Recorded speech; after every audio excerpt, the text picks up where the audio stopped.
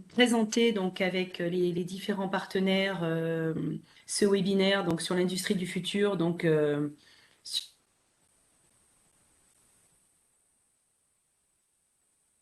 Anne. et dans un deuxième temps, on vous parlera aussi du parcours sur l'industrie du futur. Donc les partenaires qui sont donc autour de la table ou de l'écran, donc il y a le pôle de compétitivité, il y a la CCI Occitanie, ADOC, la coopération agricole et donc l'AREA, donc là que je représente. Aujourd'hui, vous avez ici aussi en bas de webinaire tous les partenaires, enfin, qui vont, les intervenants de ce webinaire, donc qui nous ont fait l'honneur de venir à nos côtés pour vous parler notamment de la performance énergétique.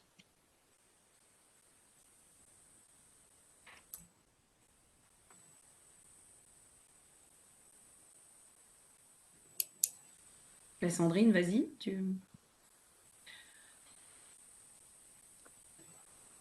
Alors, je suis Sandrine Ariane, je travaille à la coopération agricole Occitanie.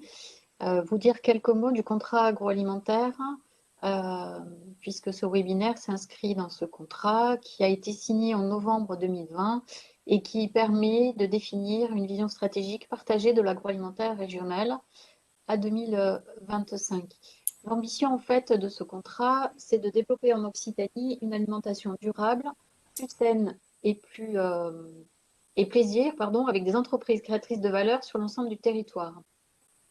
C'est un contrat qui est copiloté de façon opérationnelle avec l'AREA Occitanie, plus la coopération agricole Occitanie, ainsi que la collaboration de l'agence ADOC et différents autres partenaires. Donc on a, par rapport à ce contrat agroalimentaire, répertorié 4 défis que vous pouvez voir en couleur sur cette slide, qui sont s'approprier un socle collectif fédérateur, restaurer la confiance, construire un pacte d'union régionale et donner les moyens aux entreprises de se transformer. Chacun de ces engagements, en fait, chacun de ces défis se traduit par plusieurs actions clés qui sont au nombre de 10 au total et que vous pouvez voir de chaque côté de cette slide. Donc, nous avons 10 actions, action formation, qualité de vie au travail, action comme métier, nouvelles technologies, stratégie, action RSE, action mutualisation, filière appro-régionale et plateforme collaborative et enfin la belle histoire. L'ambition en fait de ce contrat, c'est de fédérer et d'accompagner environ 700 à 800 entreprises agroalimentaires sur ces thématiques-là, sur ces actions. Ces actions, vous pouvez les retrouver sur notre site internet qui est www.lecontratagroalimentaireoccitanie.fr, sur lequel vous trouverez fiche par fiche en fait les actions détaillées avec les informations qui sont pour qui, pourquoi, comment l'action en question, les outils qui sont mis à votre disposition en tant qu'entreprise, les référents, les copilotes de l'action, que ce soit chez la coopération agricole Occitanie ou l'AREA Occitanie, et ensuite quelques informations sur les autres fiches. Donc je vous invite fortement par la suite à aller sur ce site internet pour retrouver toutes ces informations et tous ces outils. Ce webinaire-ci, aujourd'hui, rentre dans le cadre de l'action 10 appelée Nouvelles technologies. Anne?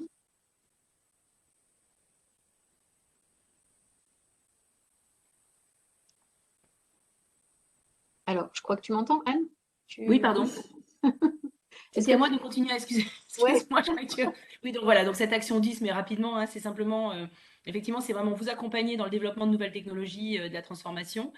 Et dans le cadre donc de cette action, il y a les webinaires, donc les 5, les 5 webinaires que l'on a déjà organisés, que l'on est, enfin avec celui-ci. Et puis surtout, bah, le programme aussi, l'idée c'est de déployer aussi le parcours industrie du futur. Donc là, devant vous, vous avez déjà les 4 webinaires que l'on a déjà organisés. Vous aurez en fin de diaporama les liens, puisque ces webinaires, vous pouvez avoir effectivement des replays sur ces différents sujets qui sont donc en lien avec l'industrie du futur. Alors, au niveau du programme pour aujourd'hui, donc juste avant de vous présenter ce programme, sachez que vous avez donc effectivement en bas à droite de votre écran un chat. Hein. Donc, si vous avez des questions donc à poser aux intervenants, n'hésitez pas. C'est vrai que c'est un webinaire, il y a beaucoup d'informations, il va être très dense. Donc, on essaiera de répondre à vos questions tout au long du webinaire, mais sinon après, vous aurez les coordonnées des différents intervenants et le replay, hein, donc si vous voulez effectivement revoir certaines choses et surtout les contacter si vous avez besoin de précision. Et puis après, en fin de webinaire, on a aussi prévu des temps de questions-réponses. Voilà, donc l'idée de ces webinaires, il va être en trois grandes parties. Une première partie qui va être plutôt dédiée à tout ce qui est diagnostic, financement, avec la présentation de l'outil Optimia par Christelle Martinez d'EDF. Ensuite, Adrien va nous parler des accompagnements de l'ADEME pour vous aider dans votre transition écologique. Ensuite, Kevin Singer de ILEX Environnement vous parlera des certificats d'économie d'énergie qui sont un bon complément aussi avec évidemment ces aides de l'ADEME. Et la deuxième grande partie sera sur des solutions. Donc il y a aussi Idélio, Didier Martin vous parlera de la chaleur renouvelable, hein, effectivement, et ce que l'on peut faire dans vos entreprises. On aura ensuite un trio qui va nous présenter donc une nouvelle entreprise qui s'appelle Innova et qui peut être un partenaire aussi pour vous aider dans votre transformation énergétique et environnementale. Ensuite, Lowat, Sylvain vous parlera de comment finalement engager une démarche de performance énergétique. On fera un petit zoom aussi sur ProRéfé, qui est un dispositif vous permettant aussi de former un référent énergie en entreprise. Et pour finir, Aude Dejean vous parlera du parcours Industrie du futur, sur lequel vous pouvez encore vous inscrire jusqu'à la fin de l'année 2022. Voilà, donc un bon programme bien dense. Donc, on va démarrer tout de suite avec Christelle Martinez d'EDF qui va nous parler donc de Optimia. Donc, c'est à moi. Christelle. Donc, bonjour, je suis Christelle Martinez, je suis directrice du développement entreprise pour le groupe EDF en Occitanie. Et je suis là aujourd'hui pour vous présenter une démarche qu'on lance et qui s'appelle Optimia. Donc, cette démarche, vous le verrez dans la slide suivante, voilà, a pour ambition d'accompagner les PME industrielles dans leur transition vers l'industrie du futur. Et pour nous, une industrie du futur, c'est une industrie qui est décarbonée, digitale et durable. Alors, pourquoi on a lancé Optimia? Parce qu'aujourd'hui, on est tout à fait conscient du fait que les PME industrielles font face à de nouveaux enjeux pour aujourd'hui et pour demain. Des enjeux autour du digital. Elles savent très bien qu'aller chercher des solutions digitales leur permettra d'améliorer leur performance industrielle. Des enjeux autour de la participation à la lutte contre le changement climatique, de la décarbonation d'une partie de leur activité et aussi des enjeux autour de leur marque employeur, leur image d'entreprise responsable sur leur territoire. Et face à tous ces enjeux-là, aujourd'hui, la PME peut se retrouver un peu comment dirais-je, en difficulté face à quelle action je me lance tout d'abord, quelles sont les actions qui aujourd'hui me permettront d'abord d'être performante, mais aussi responsable. Comment je fais pour commencer à engager cette transition? Et c'est pour ça qu'Optimia a été créé, pour vraiment accompagner à cette transition. Et pour cela, on a créé un parcours. Un parcours qui commence par, c'est pour ça qu'on est dans la partie diagnostic et conseil, mais qui commence d'abord par un diagnostic et des conseils qu'on va prodiguer aux chefs d'entreprise autour de ces enjeux-là. Donc, on propose tout d'abord la réalisation d'un bilan industrie du futur, où grâce à des questions relativement simples autour de grandes thématiques telles que la performance énergétique, les engagements sociaux et environnementaux, la performance industrielle, le changement dans son entreprise, etc., etc. On va pouvoir avoir, nous, une bonne idée de l'entreprise, de ses enjeux, ses priorités à venir. Ça va permettre aussi aux chefs d'entreprise de prendre conscience des actions qu'il doit mener grâce à ce questionnaire. Donc, c'est un questionnaire, je vous la mets dans le conversation, excusez-moi, que vous trouverez donc sur une plateforme qui est en ligne. Donc, c'est un questionnaire qui est complètement open et gratuit. Et à partir de ces questionnaires, on va générer donc un bilan.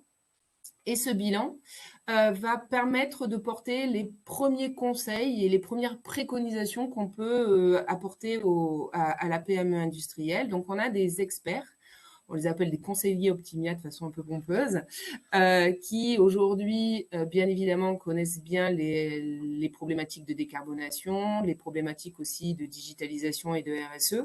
Et donc, à partir de ce bilan, nous, on propose un rapport de préconisation qui, avec des points forts, des points de vigilance, et puis des conseils par des grandes thématiques autour de la décarbo, la performance énergétique, la stratégie digitale, etc., etc.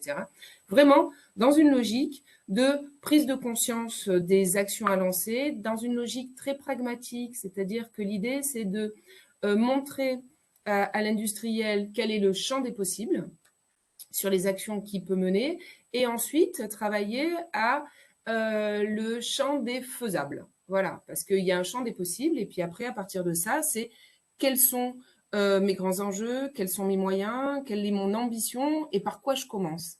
Et donc, à partir de ces préconisations, nous, on propose derrière d'étudier la faisabilité des actions chez lui, parce que comme je vous disais, il y a un champ des possibles et un champ des faisables, c'est très différent.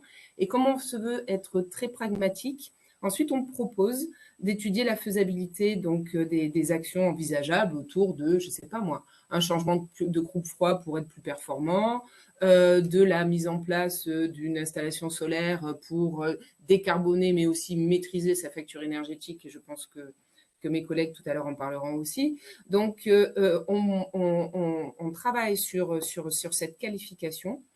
Et cette qualification, on propose aussi, et je pense que c'est la slide suivante, voilà, un écosystème.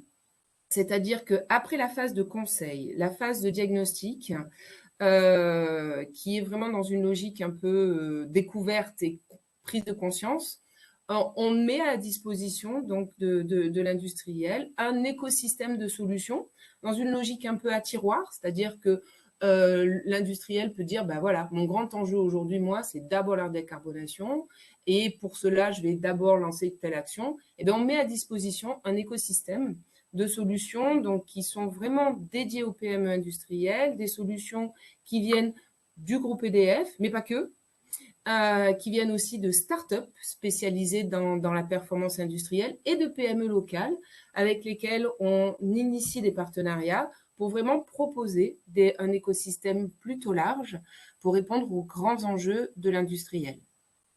Donc, à partir de là, il y a l'écosystème. On propose aussi de travailler au financement des solutions qui sont envisageables chez l'industriel. On va parler de C2E, on va parler de subventions, on parle aussi potentiellement de plus en plus aujourd'hui de financement bancaire avec des banques qui s'engagent aussi dans la transition énergétique et qui sont prêtes à accompagner leurs clients dans leurs projets. On parle aussi de plus en plus de financement participatif. Donc, l'idée, c'est de mettre à disposition également le champ des possibles sur les financements éventuels pour engager cette transition. Je sais, tu me dis, Anne, si je dépasse les 10 minutes. Donc, moi, ce que je vous propose, c'est aller faire un tour sur la plateforme. N'hésitez pas à faire cet autodiag qui est assez rapide et facile. Vous recevrez les premiers conseils et je l'espère que ces conseils vous permettront donc d'envisager les premières actions que vous pourrez lancer. Donc, en récapitulatif, Optimia, c'est une démarche qui est progressive. On n'a pas l'ambition de vous dire qu'il faut tout faire aujourd'hui et maintenant. On a surtout l'ambition d'abord de vous aider dans le diagnostic que vous faites sur votre point 0 et votre point 1, 2 et 3 à venir pour l'année prochaine, dans 2 ans et dans 3 ans. Vous proposer et échanger avec vous sur les premières pistes d'amélioration avec nos experts Optimia, donc formés dans ce sens, pour co-construire ce plan d'action et ensuite vous mettre à disposition, si vous le souhaitez ou pas, cet écosystème créé tout spécialement pour le monde de la PME industrielle. Aujourd'hui, on commence à travailler dans le secteur agroalimentaire. La démarche Optimia est une démarche récente qui a été lancée en début d'année sur notre territoire. On commence à avoir donc des entreprises agroalimentaires qui s'intègrent dans le parcours et que nous commençons à accompagner, soit sur de la performance énergétique pure, soit sur la décarbonation avec des projets solaires ou autres. Mais notre ambition, c'est de toujours vous trouver la solution adaptée à vos besoins, à votre budget, et la solution qui peut être une solution locale, une solution start-up ou une solution d'EDF. Voilà, je pense que je n'ai pas dépassé les 10 minutes, parce que je respecte. Parfait, Christelle, parfait. Voilà, donc n'hésitez pas, vous avez le lien en chat. Voilà, donc évidemment, de toute façon, pour évidemment améliorer ses performances énergétiques, avant tout, il faut aussi mesurer, hein, où on en est aussi. Donc Exactement. effectivement, c'est important. Merci pour cette première partie. On va maintenant passer la parole à Adrien, donc de l'ADEME, qui va nous parler des aides de l'ADEME sur. Bonjour à toutes et Adrien tous. partage un Est-ce que vous contenu. m'entendez bien? Oui, Adrien, on t'entend, Oui. mais tu as pris la main sur le partage là, non? Oui, Est-ce j'ai que pris la main sur le partage. Donc, je ne euh, sais pas si vous voyez bien mon écran. Normalement, c'est nous qui défilons le diaporama. Tu dois pas. Ah, d'accord, autant pour moi. J'arrête tout de suite. Voilà, voilà. Vas-y, Bon, déjà, on à m'entend, toi. c'est pas mal. Donc, bonjour à toutes et tous. Adrien Vassilevski de la direction régionale Occitanie de l'ADEME. Donc, dans le cadre de ce webinaire sur l'industrie du futur, je vais vous présenter principalement donc, les accompagnements de l'ADEME en région. Donc, l'ADEME en Occitanie, déjà, c'est une quarantaine de personnes hein, qui rayonnent sur les 13 départements, sur deux axes principaux qui vont être l'économie circulaire et les énergies renouvelables thermiques à travers le fonds chaleur, et sur deux cibles qui sont les entreprises, hein, le tertiaire, l'industrie, l'agriculture ou les collectivités. Donc, il faut savoir qu'on avait un budget de fonctionnement d'à peu près 45 millions d'euros sur 2020. Sur 2021, on a eu le plan de relance qui nous a ajouté à peu près le même montant et on poursuit de nombreuses actions sur France 2030. Je vais y revenir. Donc, les actions principales que j'ai envie de vous présenter aujourd'hui, ça va être les financements des énergies renouvelables thermiques à travers donc le fonds chaleur, qui permet de financer donc les études et les investissements sur des projets de géothermie pour la production de froid de confort ou de chaleur, qui peut être donc des solutions de géothermie sur nappe, donc sur aquifère, ou de la géothermie sur sonde. On finance également les projets biomasse, donc beaucoup de projets biomasse dans l'industrie hein, pour pouvoir substituer des grosses chaufferies gaz ou fioul. Et on finance également le solaire thermique pour la production d'eau chaude sanitaire ou le chauffage. Également les projets de récupération de chaleur fatale. Donc quand on parle de chaleur fatale, on parle de chaleur qui est perdue fatalement, que ce soit sur des data centers, des process industriels existants, comme par exemple des fours ou des cheminées, des séchoirs également. On finance aussi donc les réseaux de chaleur associés qui permettent de transporter la chaleur ou le froid. Et enfin, les projets de méthanisation, notamment avec le financement de Digest. Donc pourquoi passer à la chaleur renouvelable? Déjà pour des raisons économiques, hein, on le voit principalement aujourd'hui dans la conjoncture qu'il est important d'avoir une visibilité sur les coûts et maîtriser ses coûts, être totalement autonome énergétiquement et être compétitif par rapport justement aux soutiens financiers qui sont apportés sur ces technologies.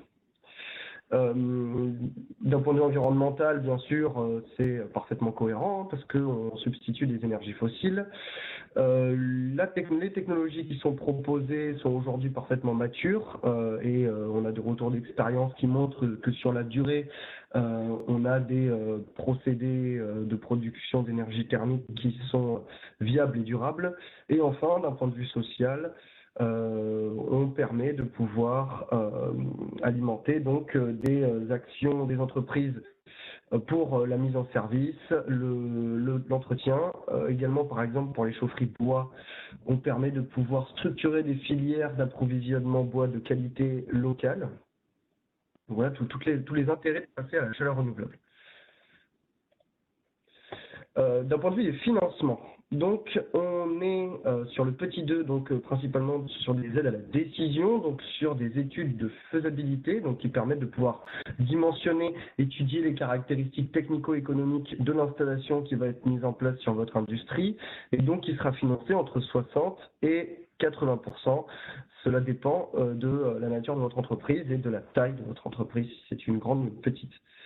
Et ensuite, l'aide à l'investissement sur tous les systèmes que j'ai présentés précédemment, qui, pareil, sera financé par rapport à la productivité de l'installation et donc qui peut aller jusqu'à 70% de l'investissement.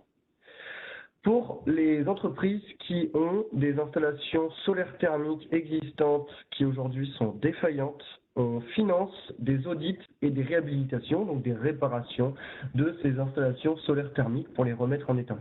Sur le petit 1, soutien à l'animation, je vais y revenir très rapidement. Voilà.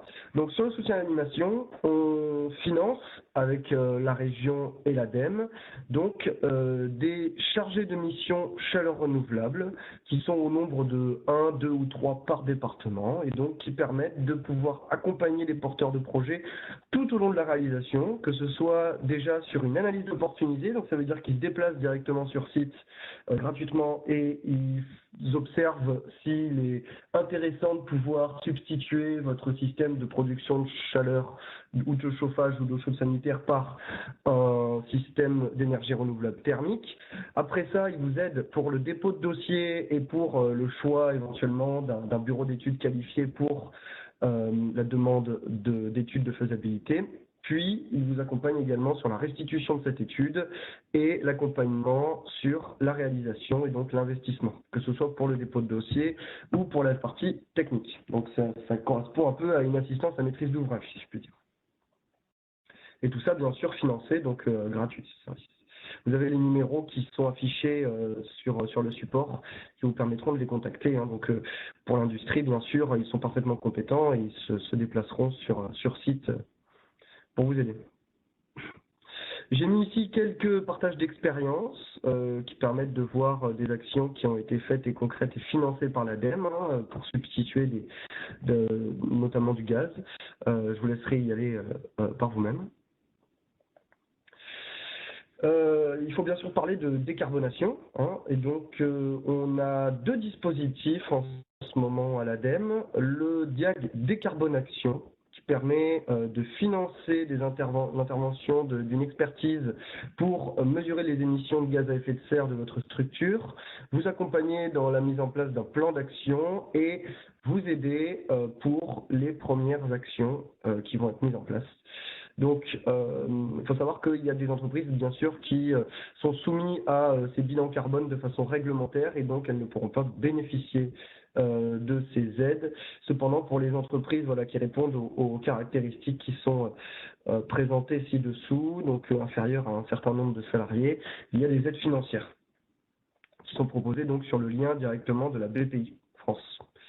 Et pour les très petites entreprises ou les PME, on propose un complément de financement qui est proposé sur DIAG Décarbonation, qui peut aller vraiment très loin, jusqu'à 25 000 € pour à peu près les mêmes actions hein, qui vont être la mesure, l'audit, la mise en place du plan d'action et enfin l'accompagnement aux premières actions concrètes, qui correspond notamment à l'action ACT pour Assessing Low Carbon Transition, et donc qui est un peu la référence dans les bilans carbone. Je ne vais pas m'attarder sur le programme d'accompagnement à la formation des salariés à la gestion de l'énergie dans l'industrie ProRFI, parce que ça va vous être présenté par une autre personne un peu plus tard. Alors, je vais passer rapidement aussi aux appels à projets qui ont été mis en place par l'ADEME dans le cadre de France 2030 et qui touchent concrètement les industries. Donc le premier qui s'appelle IBAC pour industrie bas carbone et qui vise celui-ci les PME qui permet de pouvoir accompagner à travers ce dispositif des projets portés par les PME qui développent des méthodologies, des technologies et des solutions industrielles dans le domaine de la décarbonation de l'industrie. Donc ça peut aller de la recherche au développement jusqu'à du prototypage. Et donc voilà, ça passe par la recherche, le développement, l'innovation.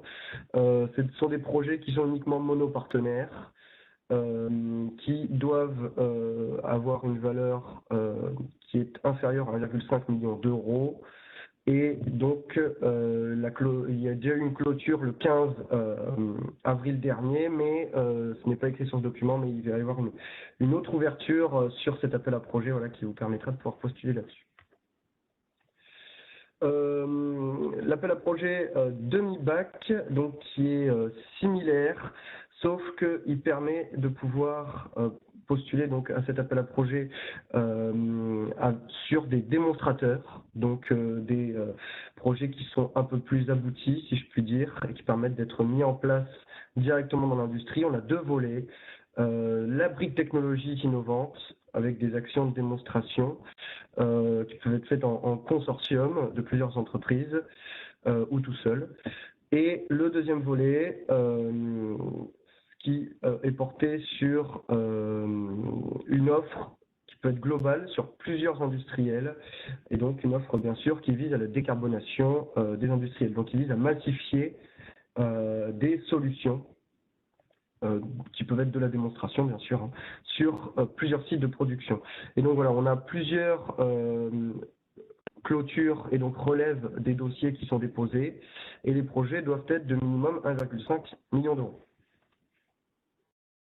La prochaine relève étant en octobre.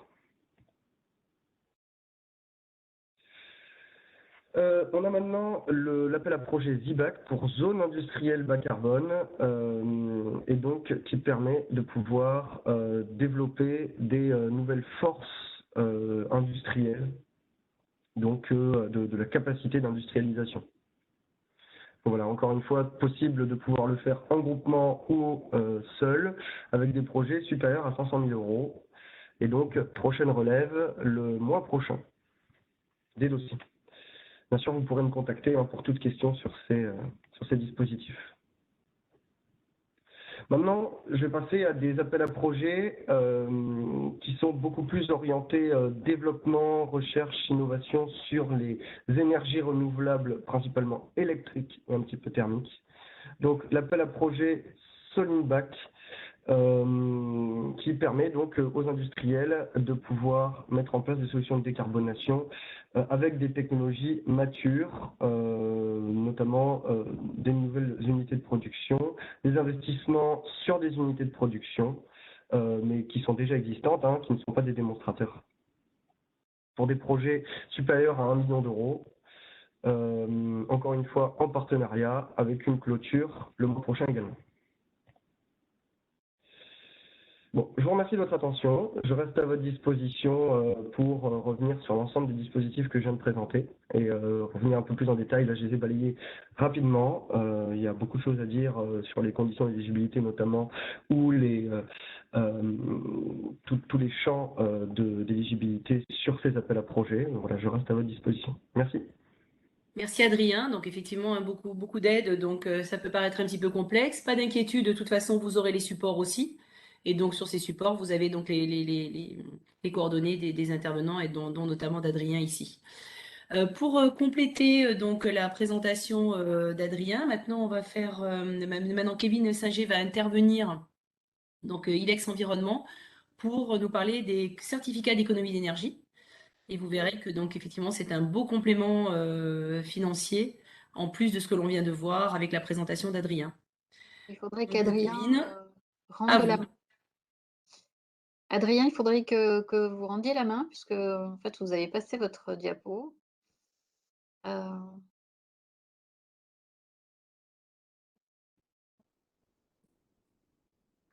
c'est Adrien qui... Ah mince. Ouais, donc je vais essayer de repartager d'une autre façon, comme il a repris la main. C'est bon, on voit là, Sandrine. Ouais, c'est bon.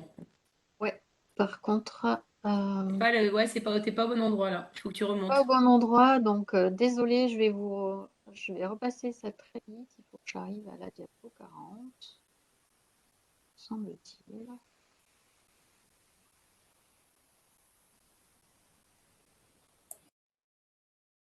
39, voilà.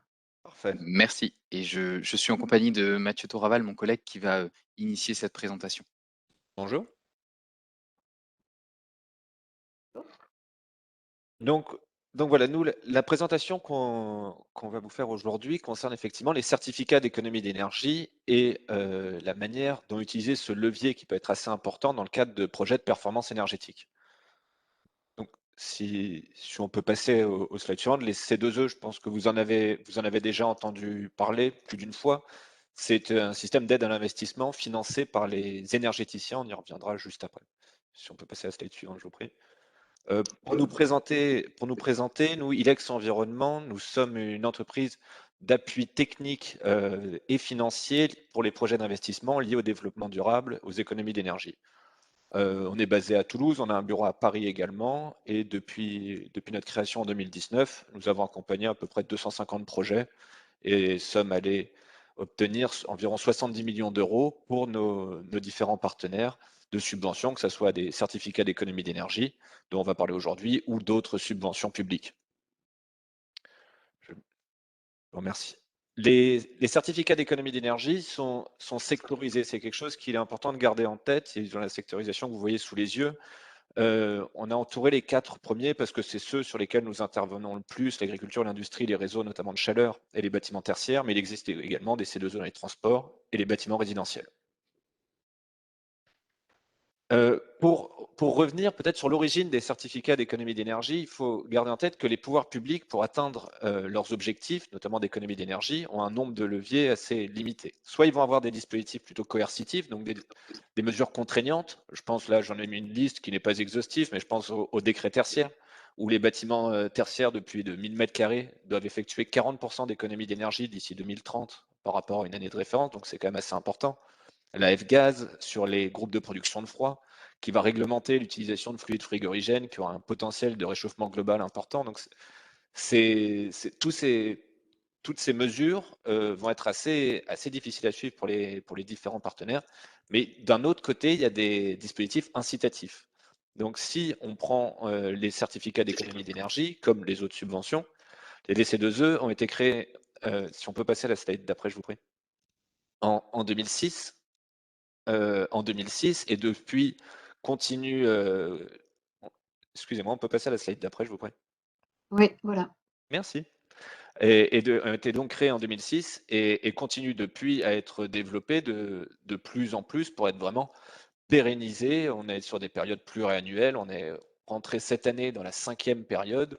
Donc, on peut considérer vraiment que c'est désormais le bras armé des pouvoirs publics pour piloter les objectifs d'économie d'énergie. Si on regarde la slide suivante, on va voir l'évolution de l'obligation. On voit qu'au début, c'était un peu une période de rodage, un peu de tâtonnement, mais maintenant, c'est un dispositif qui est rentré dans les mœurs, qui est utilisé de façon massive dans tous les secteurs que nous avons vus précédemment. Si on passe à la suivante, merci. Concrètement, un certificat d'économie d'énergie, parce qu'on en parle beaucoup, on regarde parfois uniquement la prime qu'on a à la fin, mais qu'est-ce que c'est? C'est uniquement un dispositif de traçabilité des incitations à réaliser des économies d'énergie. Donc on va considérer un volume d'économie d'énergie attendu sur des travaux, sur un remplacement d'équipement. En kilowattheure QMAC, c'est une unité qui a été créée pour ce dispositif, c'est le kilowattheure, l'unité d'énergie économisée sur un an, QMAC pour cumuler et actualiser, c'est-à-dire qu'on va considérer l'économie d'énergie dans le temps des travaux réalisés, avec une dépréciation un peu arbitraire de 4% correspondant à l'usure du matériel, le tassement de l'isolant, etc.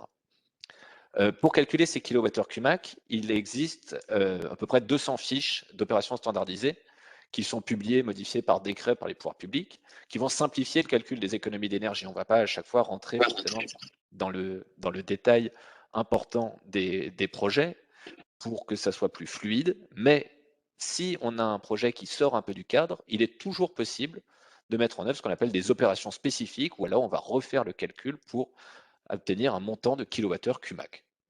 Ces kilowattheures QMAC, ils ont une valeur. Ils ont une valeur pour qui? Pour les obligés. Les obligés, ce sont les énergéticiens français qui vont devoir inciter les consommateurs sur le territoire national à réaliser des économies d'énergie proportionnellement à leur volume de vente. Donc l'État les oblige à financer des actions d'économie d'énergie. Si on passe à la slide suivante, parfait. Donc l'autorité administrative qui va chapeauter le tout, ça va être bien évidemment le ministère de la Transition écologique, avec la DGEC. Il y a un pôle national des certificats d'économie d'énergie qui va contrôler tout ça. L'ADEME va apporter une expertise technique, notamment sur les opérations spécifiques que je mentionnais à l'instant. Et l'AT2E, qui est une association dont les obligés font partie, dont nous faisons partie, dont tout un tas d'acteurs font partie, va travailler sur les nouvelles fiches, sur les remontées de terrain, sur les réflexions plus globales sur le dispositif. Tous ces gens-là font que le dispositif avance et évolue régulièrement. Si on passe sur la slide suivante, on peut constater que le marché d'échange des C2E, c'est quelque chose qu'il faut garder en tête. Une prime C2E est constituée uniquement deux éléments, un volume en kilowattheure Cumac qu'on a calculé comme nous l'avons vu avant, et un prix du certificat d'économie d'énergie. Celui-là évolue, il y a une notion logique d'offre et de demande, les actions les plus simples à mettre en œuvre ayant déjà été réalisées. Aujourd'hui, les obligés sont vraiment à la recherche de projets d'économie d'énergie à financer, de projets performants qui vont pouvoir financer. Si on continue et qu'on regarde le dispositif du coup dans son ensemble, nous on travaille à tous les niveaux, donc on a vraiment une vision transverse là-dessus. On voit bien que le bénéficiaire va réaliser des travaux d'économie d'énergie et va en échange bénéficier d'incitations financières versées par l'obligé. Et l'obligé le fait pas évidemment par bonté d'âme, il le fait pour atteindre ses objectifs d'économie d'énergie et en échange de cette incitation financière va faire une demande de certificat d'économie d'énergie correspondant au projet pour lequel il a récupéré des pièces justificatives et qu'il a incité initialement. Donc, concrètement, un dossier C2E, ça va être constitué de documents standards, donc un devis, une facture, comme pour tout type de projet. Il va y avoir deux pièces qui sont spécifiques au C2E. Il va être la justification du rôle actif incitatif, donc comme quoi en amont des travaux, un obligé a bien incité à réaliser des travaux performants, plus performants que la norme, et une attestation sur l'honneur à l'issue des travaux, signée à la fois par l'installateur et le consommateur final, comme quoi les travaux ont été faits en respectant les règles, etc. Il peut y avoir des documents complémentaires en fonction des cas, en fonction des fiches qui sont plus ou moins spécifiques à chacun. Pour conclure sur le fonctionnement, donc le point sur lequel je souhaite insister, c'est vraiment qu'en amont des travaux, il est nécessaire d'étudier des critères techniques de ce qui a été prévu afin de déterminer s'il va être possible ou non de mettre en œuvre des travaux peut-être plus performants dont le surcoût sera compensé par les primes C2E et par les économies d'énergie attendues. Une fois qu'on a fait le chiffrage du volume de certificats d'économie d'énergie, on va pouvoir éditer un contrat portant sur le rôle actif incitatif et à l'issue des travaux, une fois qu'on aura récupéré tous les documents, on pourra déposer le dossier auprès du pôle national des certificats d'économie d'énergie et l'obligé pourra procéder au règlement de la prime. Et là, Kevin va maintenant vous présenter concrètement quelques exemples sur comment utiliser ce dispositif. Merci Mathieu. Alors, effectivement, pour poursuivre avec des exemples concrets, ici, on a synthétisé une matrice d'opérations C2E standardisées, donc qui donne lieu à des primes sur 3 secteurs, l'agriculture, l'industrie et le bâtiment tertiaire. Bien évidemment, cette matrice n'est pas exhaustive, vous le voyez, mais il me paraît important de faire un focus notamment sur ces opérations qui induisent des économies d'énergie très intéressantes. Je pense notamment aux 2 premières lignes, les travaux sur groupe froid et l'isolation des réseaux chauds qui, vous voyez, peuvent être appliqués aux 3 secteurs qu'on indique ici. Et donc, on va voir ça au travers de 2 exemples. Des fois, sur les slides, si tu fais pas du simple. Vous pouvez passer à la slide suivante, s'il vous plaît? Merci. Alors ici, on va parler d'un premier projet donc, qui est vraiment basé uniquement sur l'amélioration de la performance énergétique. Ce projet-là, bien évidemment, est réplicable. Cette méthodologie sera réplicable à d'autres secteurs. Je pense notamment au secteur agricole, que ce soit sur le cas d'une serre ou d'une exploitation viticole, ou voire même au niveau de l'industrie agroalimentaire. Alors dans ce cas-là, on est face à un directeur d'hypermarché qui veut améliorer sa performance énergétique et répondre notamment aux exigences du décret tertiaire, comme on l'évoquait, qui implique une réduction de la consommation à moins de 40% d'ici 2030. Nous avons collaboré en fait avec un bureau d'études justement pour analyser des gisements d'économie d'énergie qui peuvent être réalisés. Et à partir des fiches standardisées C2E qu'on évoquait, on a pu calculer le pourcentage d'économie d'énergie lié à chaque opération et le taux de couverture que proposent les primes C2E sur ces investissements. Ça nous a permis de proposer 6 opérations à prioriser, que vous voyez ici, dont l'une que je citais tout à l'heure en bas à gauche qui concerne la récupération de chaleur et qui, vous voyez, induit 40% d'économie d'énergie sur l'opération et est couverte par les primes C2E à hauteur de 40% de l'investissement. Et donc ces 6 opérations, notamment qui ont été mises en place, ont permis une diminution globale de la consommation énergétique de l'ordre de 25%, avec un taux de couverture par les primes C2E de l'ordre de 35%. Bien évidemment, ces chiffres varient en fonction de chaque cas de figure, mais vous voyez, on a cette capacité de pouvoir synthétiser et prioriser des opérations efficaces d'économie d'énergie. Sur un second exemple, slide suivante, on va parler ici d'une industrie agroalimentaire de production et de transformation de gousses d'ail, dont une partie de la production était bio, et qui avait pour projet initialement de remplacer une ligne de production qui était vétuste. Donc là, les objectifs étaient multiples. Il s'agissait d'améliorer la qualité des produits grâce à ce renouvellement d'équipement, diminuer les pertes de production bio de calibrage bio qui étaient de plus de 6%, et une diminution de la consommation d'énergie. Donc là, la performance énergétique s'inscrit dans un projet d'investissement, cette fois-ci, qui est global, pour lequel on avait donc un porteur de projet qui a investi plus de 2 millions d'euros dans ce projet-là, sur lequel, au sein d'Ilex Environnement, on est intervenu sur 2 volets, celui des primes C2E et celui des subventions publiques, pour lequel, côté C2E, on a valorisé un certain nombre d'opérations que vous voyez dans l'encadré solution en bas, notamment la récupération de chaleur sur groupe froid, le remplacement de chaudière, la mise en place de variateurs et l'isolation des réseaux. Ce qui est intéressant de souligner, c'est que notre intervention technique et les primes C2E ont permis de rendre le projet plus ambitieux en termes de performance énergétique. Je pense notamment au groupe froid, puisque le groupe froid initialement prévu était moins performant. Et en fait, après étude, lorsqu'on regardait les primes de C2E qui pouvaient être appliquées sur un groupe froid qui, lui, était plus performant, on pouvait se rendre compte que le projet devenait plus rentable. Et c'est l'objectif des C2E, finalement, c'est de pousser vers des équipements plus performants et vers des projets plus ambitieux.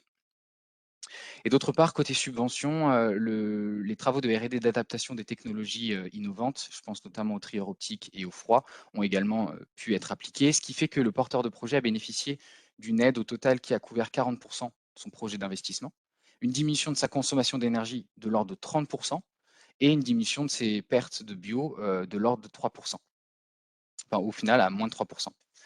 Donc, pour terminer, et je conclurai là-dessus, vous l'aurez compris, à travers ces 2 exemples, l'amélioration de la performance énergétique peut s'étudier et s'opérer tout au long de la vie d'une entreprise, que ce soit au sein d'un projet dédié à ça uniquement ou au sein d'un projet d'investissement.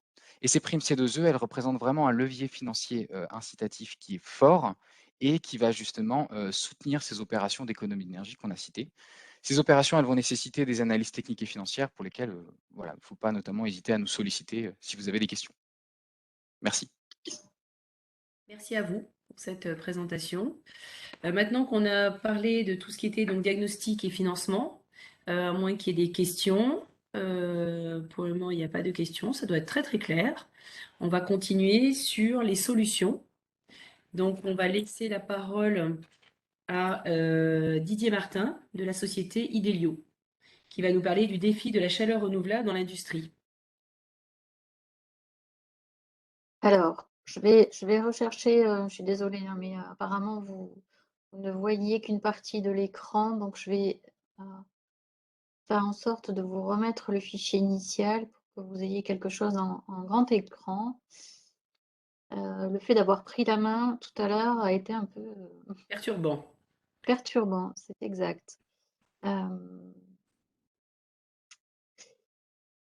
Et évidemment, plus on veut aller vite, c'est là qu'on a du Il mal faut que à... tu ailles en haut, là, des petits onglets fichiers, que tu fasses ce qu'on a fait tout à l'heure.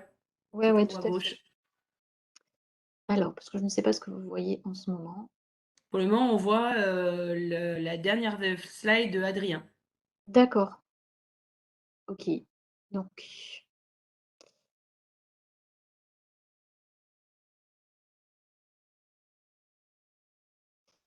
alors,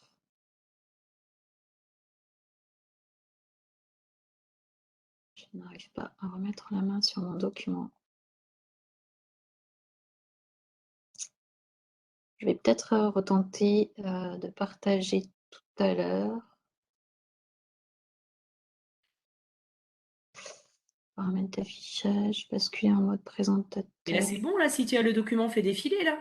Continue. Est-ce que là, vous revoyez la fin de la présentation Oui, de l'ADEME, ouais. Donc, vas-y, maintenant, fais défiler le diaporama. Alors, attendez. Non, je vais me remettre. Je ne peux pas, ça c'est la présentation de l'ADEME. Ah si, ça y est, c'est bon. Hop, hop, hop. Désolée pour les problématiques techniques. Là, vous avez quelque chose à à vous. ajouter? C'est bon? Oui. Parfait. Voilà, bonjour à tous. Donc, on peut passer tout de suite aux slides suivantes, ou même 2 slides après. Donc, Didier Martin, donc, je suis le dirigeant de la société Idelio. Donc, effectivement, je vous parlais du défi de la chaleur renouvelable dans l'industrie. Donc, on est tous d'accord que, je dirais, tout ce qui est la chaleur, ça représente en gros plus de 50% des besoins énergétiques dans l'industrie en général. Et aujourd'hui, on est confronté par rapport à ça à, je dirais, 3 défis. On se dit, tiens, il va y avoir de plus en plus d'électricité dans le réseau, etc., dans le mix énergétique, donc ça peut être bien, mais on est tous conscients que cette électricité va être de plus en plus chère, donc ce n'est pas forcément la solution la plus adaptée.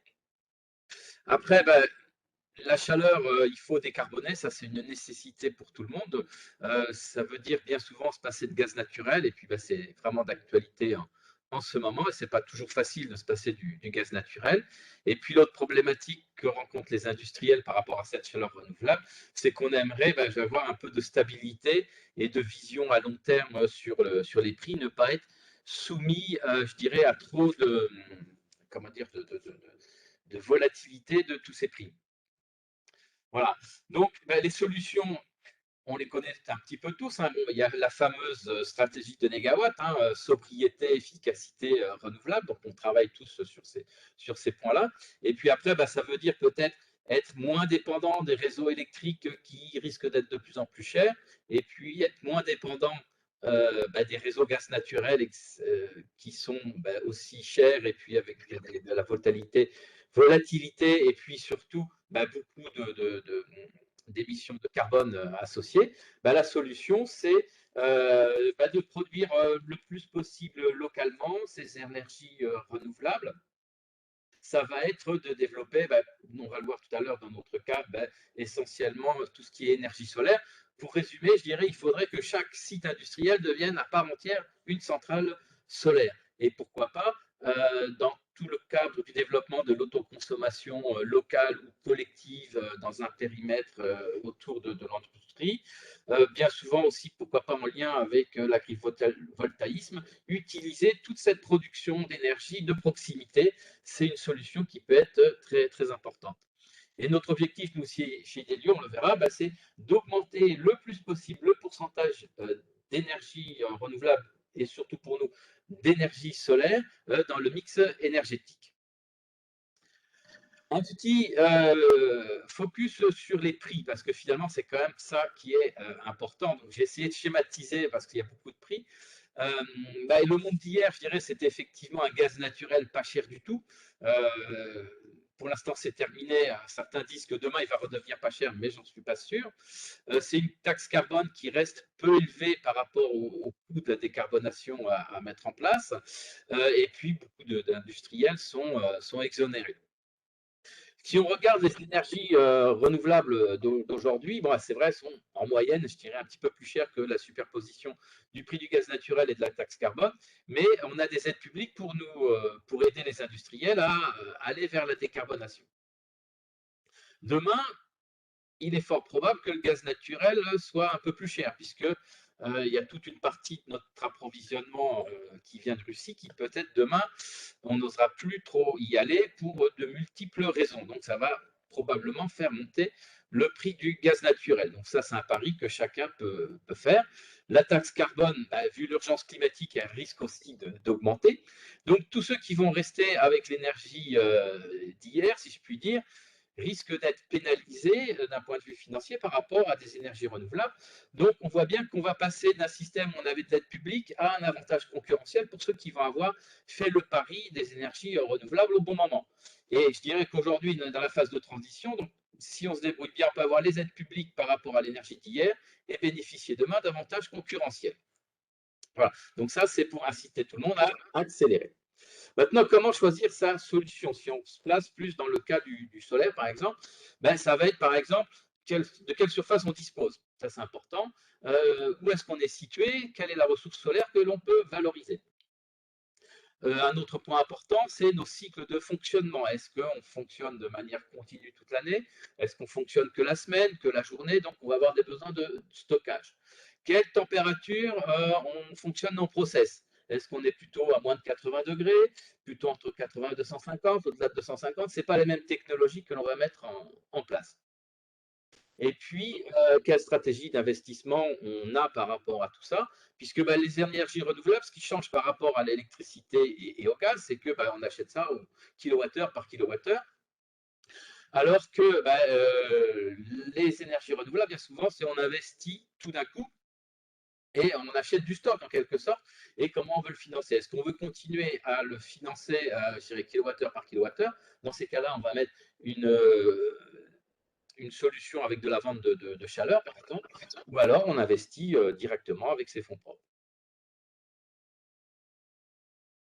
Voilà. Donc, chez Idelio, notre démarche, ça un petit peu en écho à ce qui a été dit précédemment. Donc, on va réfléchir avec vous à vos besoins spécifiques et notre équipe, on va proposer des solutions adaptées qui vont être pour la plupart autour des solutions, des technologies d'Helio, donc la concentration d'énergie solaire et le stockage de chaleur. Donc nous, un autre choix qu'on a fait important chez Idelio, c'est de travailler beaucoup autour de l'air comme vecteur de transport de chaleur. Donc ce n'est pas forcément le plus efficace, mais pour nous, il est très intéressant parce qu'il est très simple à mettre en œuvre. Il n'y a pas de contraintes réglementaires, on travaille à pression atmosphérique, on a des délais d'instruction raccourcis, donc ça c'est intéressant. Et en termes de sécurité, on n'a pas de problématique d'incendie, de gel, de pollution, etc. Et cette solution qui, pour nous, est très bien adaptée pour les solutions de moyenne puissance. Donc, la première brique technologique que l'on propose, c'est le concentrateur solaire à miroir de Fresnel. Donc, on va pouvoir produire de l'air chaud jusqu'à 350 degrés en concentrant la lumière grâce à nos miroirs sur un récepteur en partie supérieure dans lequel on fait passer de l'air. La deuxième brique technologique, c'est notre stockage de chaleur, donc qui fonctionne avec un lit de roche, de la roche naturelle, donc à bas coût. Et donc, on fait passer l'air chaud qui échange sa chaleur avec la roche. Donc, on stocke le temps qu'il faut. On peut stocker de quelques heures à quelques jours. Et puis, on inverse le sens de circulation de l'air pour décharger. Et on récupère notre air chaud à une température proche de la température d'injection. Donc, ce qui est intéressant, c'est qu'on a de la roche naturelle, ce qui nous permet d'être quasiment 2 fois moins cher que toutes les autres solutions du même ordre. Donc, on a une première installation qui est en service, donc qui relie les deux briques technologiques, le concentrateur solaire et le système de stockage qu'on voit sur la droite. Donc, c'est une installation de 200 mètres carrés qui est en fonctionnement depuis 2018 chez un industriel du Lot-et-Garonne qui fait du séchage et de la pasteurisation de fruits. Et pour ce client, l'objectif était d'effacer 30% de sa consommation en propane. Donc aujourd'hui, chez Idelio, on va créer de la valeur sur 4 secteurs.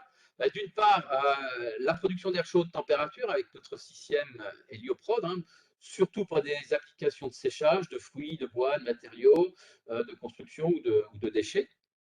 On va avoir des applications où on va coupler, je dirais, les différents besoins, soit pour faire de la vapeur, faire du froid, faire de l'électricité, faire de l'eau chaude, où on a beaucoup d'applications possibles dans l'agroalimentaire.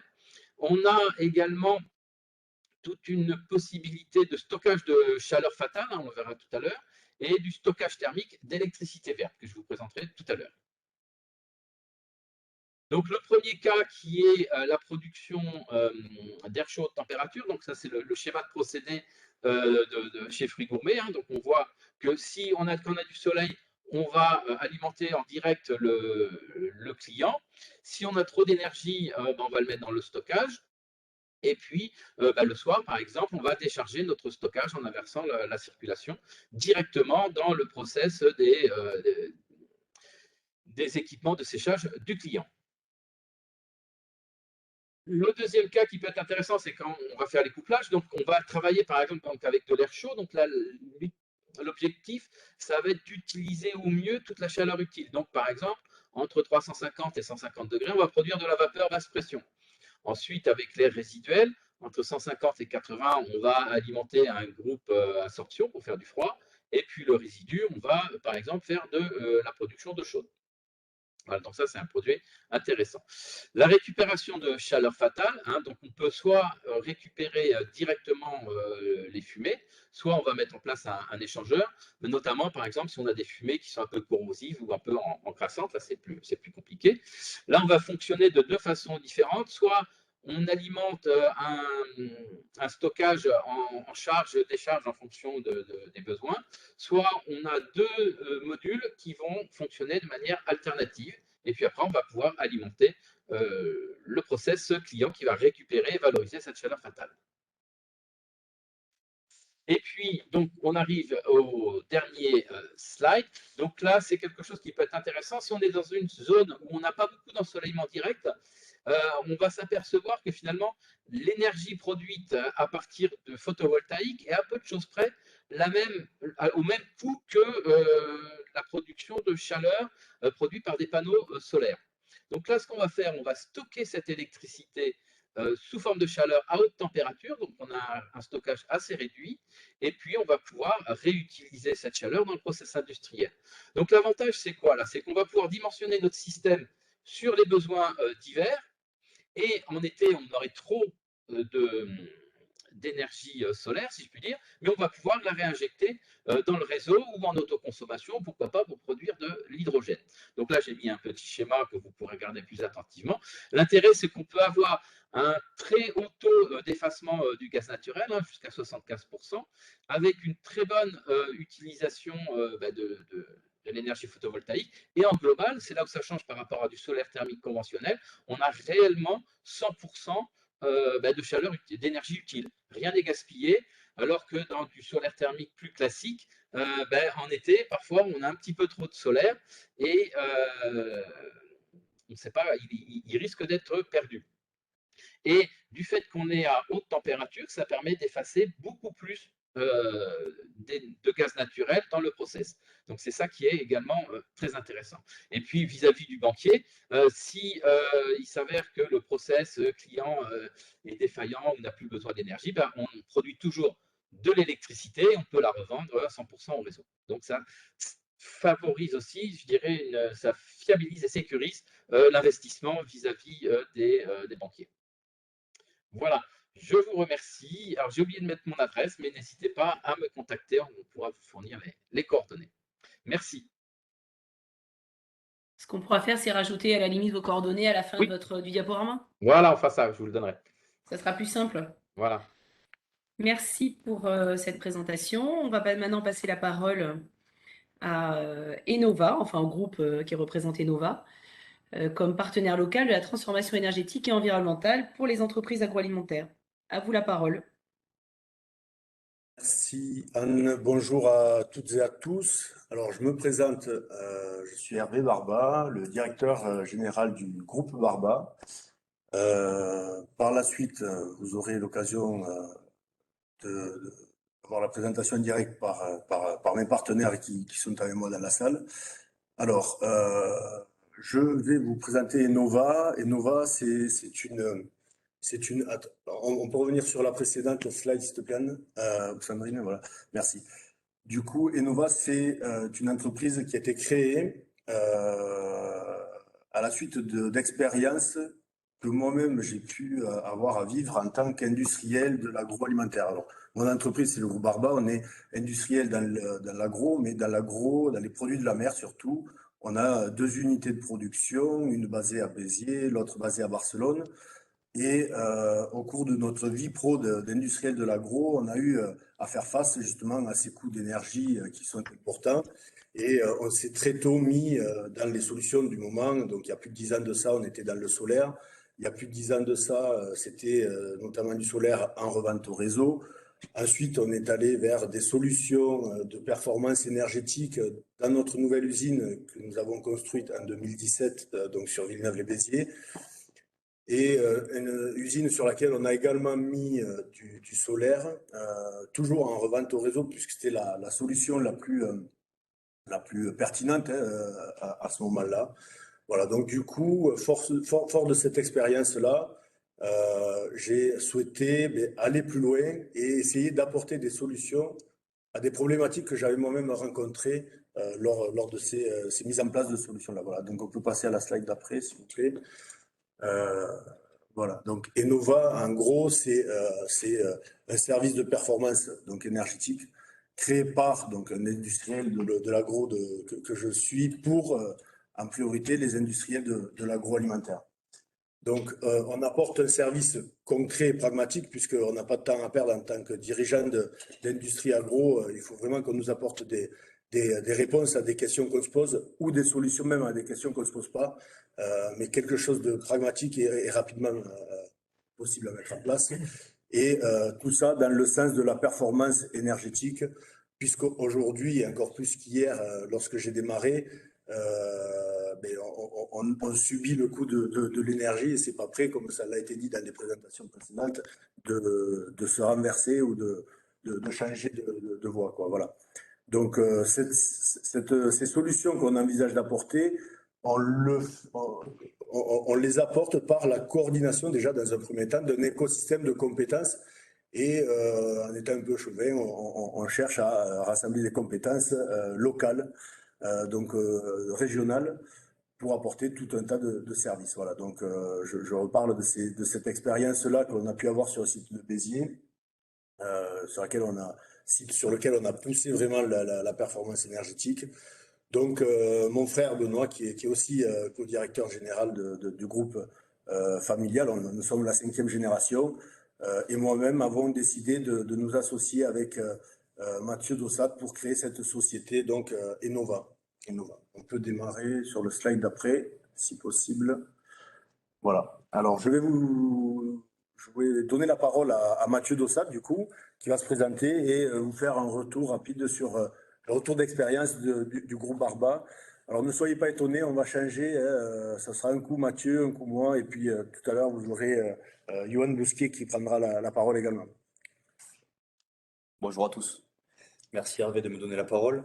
Alors, pour me présenter très brièvement, donc, je suis Mathieu Dossat, je suis le dirigeant d'une société qui s'appelle Delta Automatisme, qui est basée à Béziers.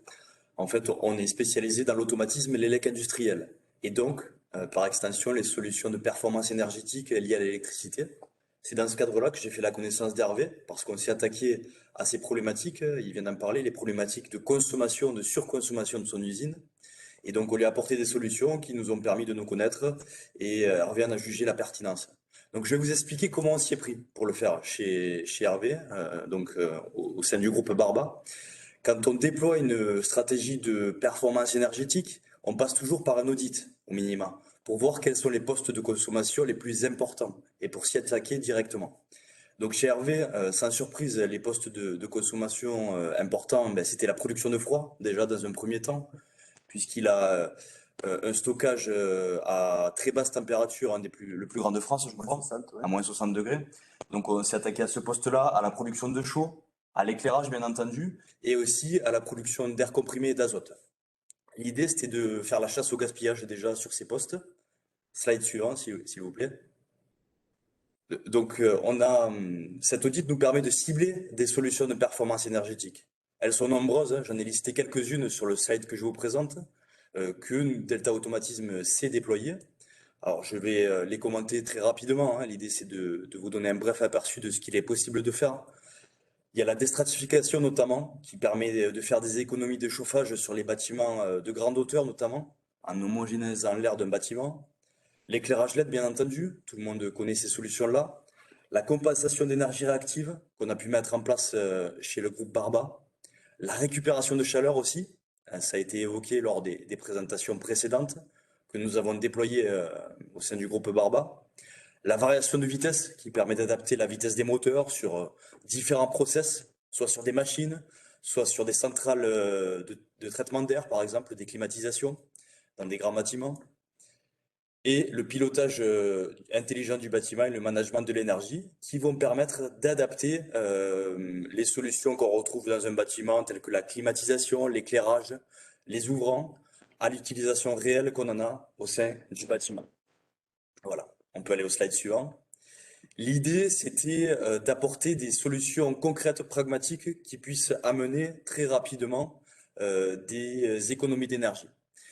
Pour ce faire, nous avons déployé une solution de monitoring qui permet de connecter donc, les consommations énergétiques et qui permet au jour le jour à Hervé de piloter et de voir que les économies sont bien atteintes de voir que des dérives comme des fuites, par exemple, sur des réseaux d'air comprimé ou de gaz, s'il y a une rupture de canalisation, puissent faire monter des alarmes très rapidement, de manière à ce qu'on puisse se rendre compte des gaspillages au plus vite. L'idée, donc, c'est de supprimer ces gaspillages et d'améliorer, d'optimiser l'utilisation de ces procédés. Ça apporte également du confort pour les utilisateurs, puisque la détection notamment des personnes au sein des bâtiments, des bureaux, qui déclenchent l'éclairage, la climatisation à la bonne température, permet d'apporter du confort et d'éviter aussi les oublis d'extinction de l'éclairage notamment, des solutions assez simples qu'on connaît tous. On voit souvent dans ces industries des bâtiments qui restent allumés alors que les gens s'en aillent. Voilà, on apporte des solutions simples en réalité pour éviter que ces problèmes-là persistent. L'idée, c'est que des solutions comme ça peuvent apporter des économies grandes. Alors chez Hervé, effectivement, le poste froid notamment est un gros consommateur, donc on a pu arriver très rapidement à des économies qui sont très importantes. On parle de 40%, notamment au sein du bâtiment Barba. Ça, c'est des chiffres qu'il faut regarder, hein, qui sont à corréler avec chaque activité. Mais en tout cas, l'idée, c'est, comme je vous le disais, de s'attaquer au plus grand poste pour arriver à des économies très rapides. Voilà. Slide suivant. Donc là, on voit quelques illustrations hein, des solutions qu'on a pu mettre en place. Au jour le jour, pour les équipes d'Hervé, c'est une page, un monitoring sur PC, où ils voient les courbes et les tendances de consommation. Ils voient les alarmes aussi qui remontent. Mais nous, on œuvre en fait dans l'ombre, hein, on œuvre souvent dans les locaux techniques, puisqu'on déploie ces solutions au plus près des machines, des postes de consommation, des groupes de froid, on récupère la chaleur. Donc là, c'était ces photos pour vous montrer donc, que les solutions sont concrètes et sont installées dans les locaux techniques. Slide suivant. Voilà. Donc je vais laisser la main maintenant à Hervé qui va nous parler de ce qu'il a fait sur la partie production d'énergie solaire. Donc, ce que vous pouvez voir ici rapidement, ce sont les premières installations sur la nouvelle usine. Donc, elles sont récentes, celles-ci, elles sont de 2017. Elles sont donc une sur la toiture, une autre sur le parking, donc sur Ombrière. Et on avait fait le choix de partir sur des installations solaires en revente au réseau, simplement parce que à l'époque où on a mis ces centrales solaires en place, le coût de l'énergie était pas si élevé que ce qu'il est aujourd'hui, et c'était donc plus intéressant de partir sur de la revente au réseau.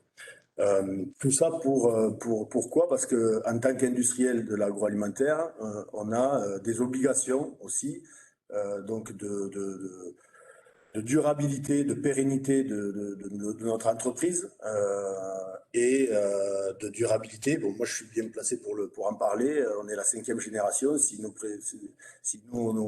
les générations d'avant n'avaient pas fait ce qu'il fallait pour transmettre une entreprise ayant des actions pérennes et durables dans le temps, mais je ne serais peut-être pas là aujourd'hui. Du coup, c'est ce qu'on a cherché à faire avec mon frère. Et pour aller plus loin, du coup, voilà, on a mis en place la RSE, une démarche RSE. Donc, on met en place la RSE, mais finalement, c'est tous les jours des actions nouvelles qui sont à déployer. Et la RSE, finalement, aujourd'hui, c'est valorisé, et encore plus qu'hier, sur les marchés sur lesquels on distribue nos produits.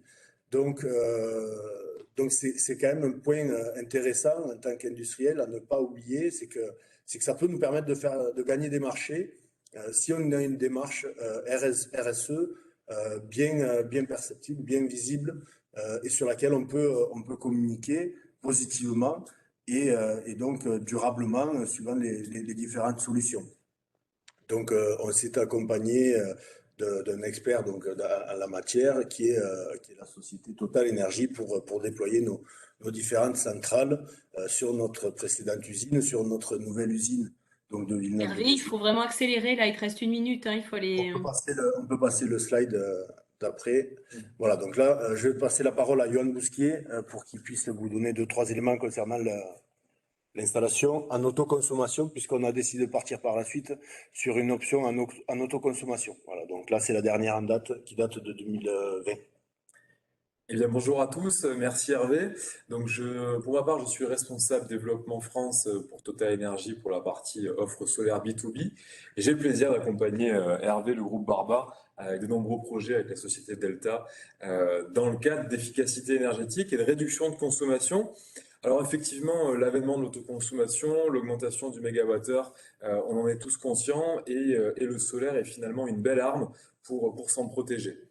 Sur ce projet, effectivement, on est arrivé après la bataille dans le sens où une belle installation en revente avait déjà été faite, mais on a pu couvrir 6% des consommations.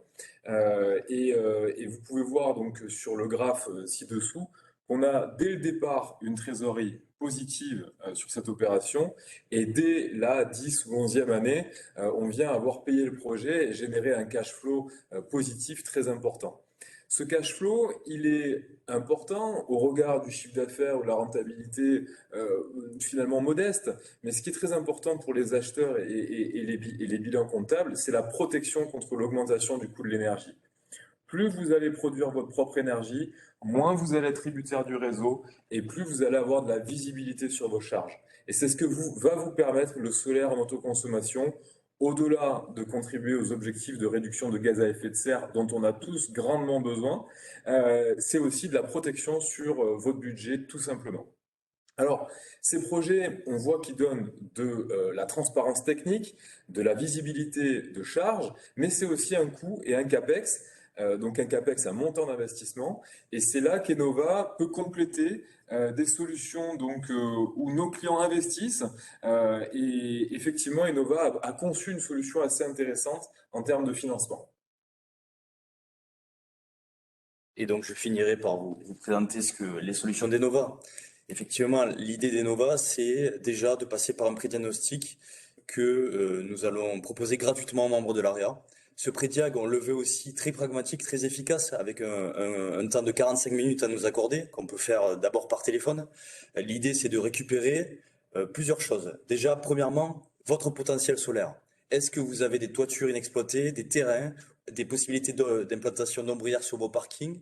Et est-ce qu'on peut vous proposer la mise en œuvre d'une centrale solaire, soit en revente au réseau, soit en autoconsommation, pour vous permettre d'optimiser ces surfaces qui ne sont pas utilisées.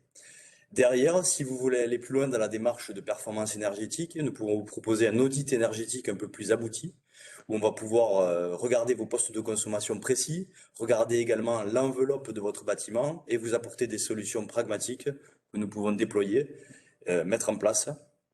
Nous pouvons également vous proposer des solutions de mobilité électrique pour l'usage de vos employés ou de vos collaborateurs.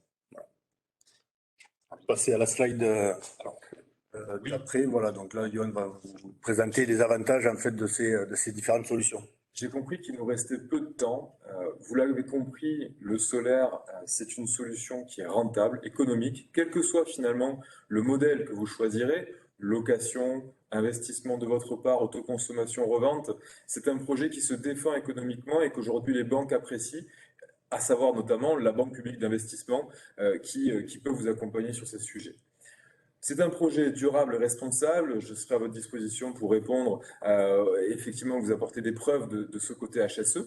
Et puis, ça vous permet de rentrer dans une logique patrimoniale pour valoriser votre foncier. Mais je pense que ce qui est important pour rester pragmatique, c'est le modèle dans lequel vous allez le faire. Et ça, vous allez le voir au slide d'après. Voilà. Donc là, ce sont des exemples d'installations qui ont été réalisées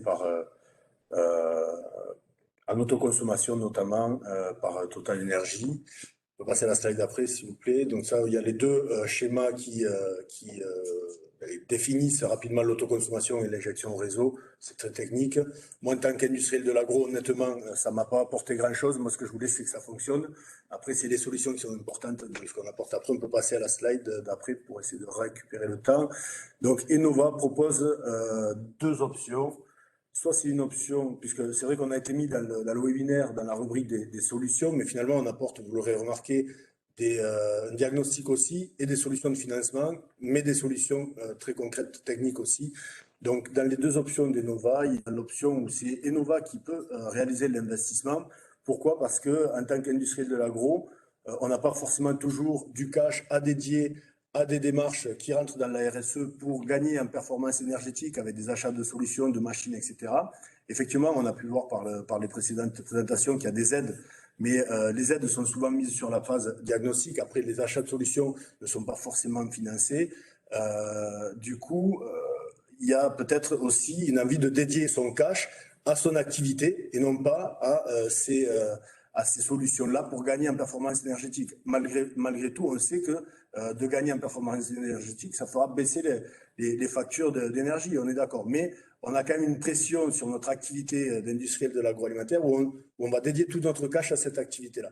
Donc, Enova peut se proposer d'investir pour compte de tiers, donc sur des solutions donc de centrales solaires, soit en autoconsommation, qui apporteront des économies d'énergie, et le surplus qui n'aura pas été consommé par la structure sera mis en revente au réseau, et donc ce CA généré ce chiffre d'affaires généré par la vente au réseau sera aussi un chiffre d'affaires qui rentrera dans les caisses de cet industriel, ou bien en autoconsommation, et donc ça sera en revente au réseau, et ça sera totalement la revente d'énergie qui sera faite par la structure Enova vers le réseau. Pour ce qui est donc de la solution d'autoconsommation, il y a une solution une mise en place de loyer qui vient effectivement couvrir la réduction d'énergie.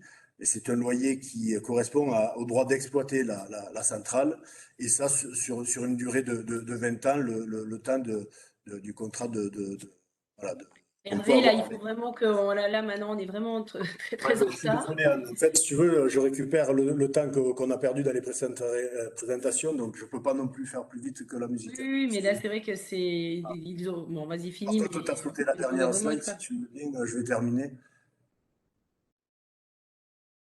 On ne va pas les faire, celles-là, c'était des annexes s'il y avait des questions-réponses.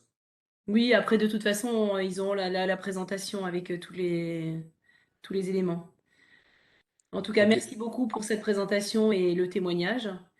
Et maintenant, on va laisser la parole donc à Sylvain Thébono de la Lowatt, qui va nous expliquer effectivement les différentes étapes pour se lancer dans une démarche de performance énergétique. Bonjour, vous m'entendez?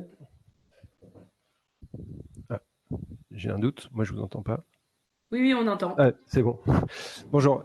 Donc, merci de m'accueillir. Je suis Sylvain Thénault, le dirigeant de la société Lowatt.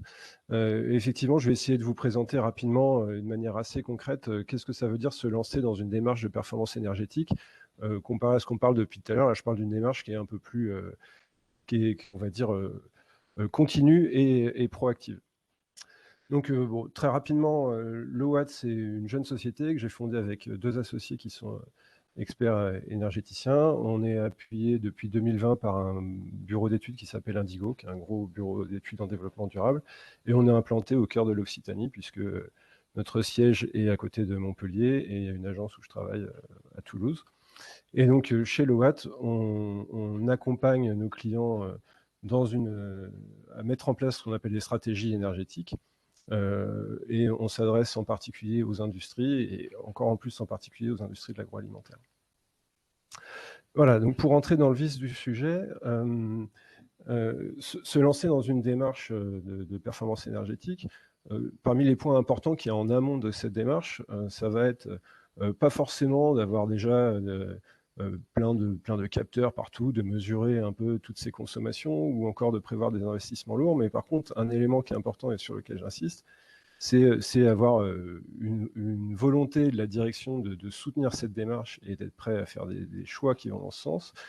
Et aussi être prêt à investir du temps, puisqu'il ne va pas suffire de payer quelqu'un, un bureau d'études, une société comme nous pour vous accompagner. Il va falloir que vous vous intéressiez au sujet et déléguer un peu de temps de personnel pour pouvoir avancer vraiment sur ces sujets-là, puisque on parle de comprendre un peu mieux votre outil industriel, et c'est vous qui avez la meilleure connaissance de ça, et des prestataires externes ne l'auront jamais autant que vous. Donc pour vous donner un peu une idée de la feuille de route de tout ça, ce qu'il faut bien, je vais revenir sur les différents éléments qui sont dans ce transparent, mais ce qui est important de noter, c'est que dans une première étape, on va devoir collecter un peu des données. C'est-à-dire, en général, quand on se lance dans cette démarche, on a tout un tas de données, mais qui sont souvent un peu éparpillées. Et il va falloir, donc, dans un premier temps, commencer à mesurer, accumuler de la donnée qu'on n'a pas, organiser un peu tout ça, pour être capable ensuite de donner une situation, évaluer la situation de départ, et à partir de là, on peut commencer à envisager des actions, les mettre en place, mesurer un peu l'impact de ces actions, et ensuite, bah, c'est une démarche, on va dire, d'amélioration continue. Une fois qu'on a mis en place un certain nombre d'actions, on va recommencer, donc réévaluer un peu notre liste d'actions, et on repart à zéro avec toujours des points qui ont déjà été évoqués par les présentations précédentes, notamment, ça c'est une tâche de fond, par exemple, détecter les dérives, améliorer un peu comment on va compter, et sensibiliser les salariés, etc. etc. Donc, qu'est-ce qu'on peut...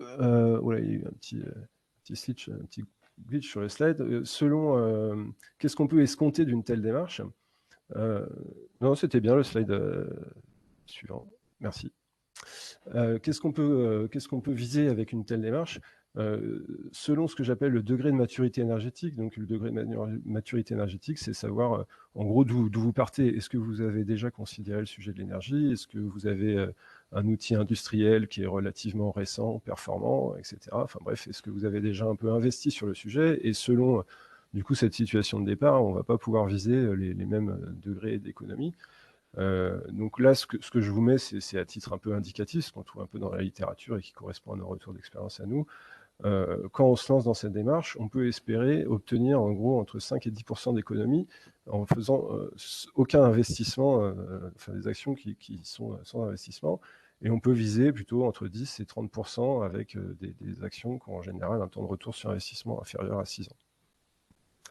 Voilà, et une autre chose importante aussi, c'est de mettre en place au fur et à mesure de la démarche ce qu'on appelle la politique énergétique, à savoir que représente l'énergie pour vous au sein de votre entreprise, et qu'est-ce que vous allez chercher en essayant d'économiser de l'énergie, non seulement pas juste en termes financiers, mais par exemple, est-ce que ce qui vous intéresse, c'est effectivement plutôt économiser la ressource, maîtriser vos finances, ou aussi améliorer votre impact environnemental et tout ça. En général, on obtient tout ça dans une démarche de performance énergétique, mais selon ce qu'on vise en priorité, on ne va pas forcément prioriser les mêmes actions. Alors, pour revenir sur les différentes étapes qu'on voyait tout à l'heure dans le planning, la première étape, donc, ça va être de commencer à mesurer, à structurer vos données, mesurer, automatiser une collecte. En général, on met tout ça dans ce qu'on appelle une plateforme de suivi ou un SME, système de management de l'énergie. Donc, dans cette première phase, on va mettre en place tout un tas de choses qui vont permettre de collecter automatiquement ces données, de les centraliser, et on ne va pas se contenter de données de consommation ou de facturation. On va en général aller chercher aussi d'autres données complémentaires, typiquement les données de production ou les données de météo, pour créer ce qu'on appelle des indicateurs. C'est-à-dire que si votre site, cette année, a consommé 2 fois plus de l'année dernière, on peut avoir l'impression que vous êtes moins efficace que l'année dernière, mais si on se rend compte qu'en fait, il a produit 3 fois plus, en fait, il a été plus efficace techniquement. Donc, c'est ce qu'on appelle les indicateurs. C'est en général des ratios qui permettent de dépasser un peu juste la notion de consommation brute. Et c'est ça qui va permettre de prendre des décisions ou de constater des choses en comparant typiquement une période à une autre ou un site à l'autre, pour peu qu'il soit comparable. Ce n'est pas toujours le cas. Voilà, donc ensuite, une fois qu'on a toutes ces données sous la main, on est capable d'évaluer d'où on part, ce qu'on appelle la situation de référence. Il y a différents moyens d'évaluer cette situation de référence. Typiquement, soit on fait une moyenne sur 3 années de consommation représentative, ça c'est un peu la version de base, ou bien une version un peu plus avancée, c'est de calculer ce qu'on appelle une signature énergétique. Donc c'est en gros être capable c'est calculer une équation qui correspond à votre consommation en fonction d'un certain nombre de variables, dont celles que j'ai déjà évoquées, par exemple la production, la météo. Donc ça, c'est assez intéressant, ça demande d'avoir un peu plus de données Mais à terme, ça permet par exemple de prédire, moyennant que vous ayez un prévisionnel de consommation, par exemple, on peut prédire plus ou moins précisément quelle va être votre consommation. Alors, une fois qu'on a tout ça, on est capable de générer un certain nombre d'actions. J'en évoquerai quelques-unes après. Une des problématiques derrière, ça va être de prioriser ce plan d'action. Donc, dans quel ordre on va les faire? Qu'est-ce qu'on peut en attendre? Voilà, donc ce slide présente un peu les différents critères de priorisation. Tout à gauche, il y a ce qu'on vient d'évoquer. Hein. En gros, on va mesurer un peu les différents usages de nos sites. À partir de là, on est capable de savoir quelle part de l'énergie part pour quel usage. Ensuite, avant de calculer le retour sur investissement, il va également nous falloir savoir quelle action va amener quel gain en termes d'énergie. Oui, une chose importante que je n'ai pas précisée, je m'interromps 2 secondes pour le préciser, c'est qu'effectivement, là je vous parle tout à l'heure d'énergie, mais c'est énergie au sens large. On inclut l'eau dans les vecteurs énergétiques. En général, on va suivre de l'électricité, du gaz, de l'eau, mais ça peut être aussi du carburant, de la chaleur, etc. Bref, fin de la parenthèse. Donc, quel gain va être possible pour mon action? Quelles aides? Ça a été évoqué tout à l'heure, les C2E, il y a tout un tas de guichets différents en fonction des actions qu'on va vouloir mener qui peuvent amener de l'aide. Et évidemment, en fonction de tout ça, ça va changer le retour sur investissement, le temps de retour sur investissement des actions par action, des actions. J'avais pas complètement fini le slide d'avant, mais c'est pas grave. Voilà, à partir de là, effectivement, face à un budget et à la politique énergétique qu'on a évoqué tout à l'heure, on est capable de prioriser les actions et de déterminer lesquelles on va mener tout de suite, lesquelles plus tard, sachant qu'évidemment, cette liste va être amenée à être repriorisée au fur et à mesure qu'on avance. Merci. Sylvain, il vous reste 2 minutes. Hein. Ok, c'est pas grave, je suis pas loin de la fin, ça va aller assez vite. Donc rapidement, je vous ai évoqué tout à l'heure des actions sans investissement. C'était pas juste pour faire rêver. Effectivement, dans cette première phase quand on se lance dans cette démarche, les premières choses qu'on peut faire, c'est travailler sur le talon, notamment le talon. Qu'est-ce que c'est? Donc là, on voit par exemple un graphique d'appel de puissance d'un site. Et ce qu'on voit, le plateau en haut, c'est en gros quand le site est en activité. Et ce qui reste en bas, c'est ça qu'on appelle le talon, c'est les consommations de votre site hors période d'activité. Et en fait, c'est souvent une part importante de votre facture qui est liée à des équipements qui sont pas éteints. Alors, du coup, le premier travail, ça va être d'identifier un peu pourquoi il y a ce talon et comment on peut faire pour le diminuer au maximum. Et en général, ça amène un certain nombre d'économies qui peuvent être conséquentes, grosso modo, rien qu'en éteignant des machines qu'on n'éteignait pas avant et en automatisant plus ou moins ce processus. Donc, parmi les autres options d'action sans investissement, il y a évidemment la conduite de vos installations. Il y a un certain nombre de points pareil qui ont été évoqués. Là, on a parlé de l'air comprimé tout à l'heure. C'est effectivement un des premiers travaux qui peut être détecter les fuites qui peuvent représenter une part très importante de la production, améliorer la conduite des postes forts consommateurs, typiquement les groupes froids, les compresseurs, etc. Et après, des choses qui sont soit plus spécifiques au process, hein, c'est pas forcément juste travailler sur les installations, ça peut être aussi améliorer les procédés ou les consignes, etc. Voilà, donc ça permet déjà d'amener un certain nombre un temps de retour, enfin des économies assez conséquentes assez rapidement. Et puis une fois qu'on a fait un peu tout ça, il y a évidemment les actions avec investissement. J'en ai cité quelques-unes sur le slide d'après. Donc, soit en investissant sur typiquement les compresseurs, enfin bref, encore une fois, les postes assez consommateurs d'énergie en priorité, d'une part, ou aussi sur aller chercher de l'énergie qui est aujourd'hui perdue, typiquement la récupération de chaleur fatale, ça a été évoqué, ou bien côté solaire, géothermie. Bref, tout un tas d'actions qui, là, pour le coup, en général, on va pouvoir, dès le départ, donner une évaluation un peu grossière de qu'est-ce qu'on peut attendre de ça, mais souvent, il va falloir faire des études un peu plus poussées pour avant de les mettre en œuvre, vraiment.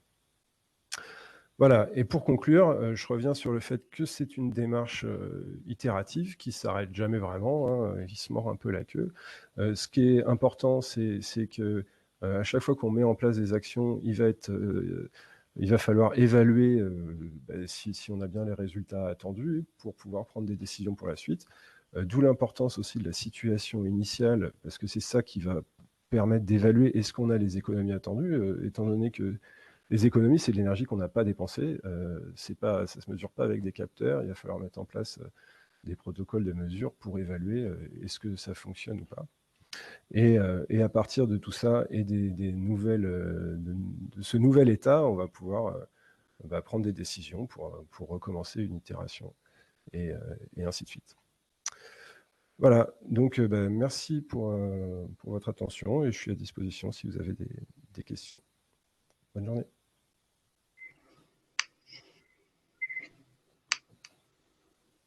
Merci à vous. Maintenant, on va laisser la parole donc à la CCI d'Occitanie qui va nous présenter rapidement donc une formation, la formation ProRéfi, pour permettre de former un référent en entreprise.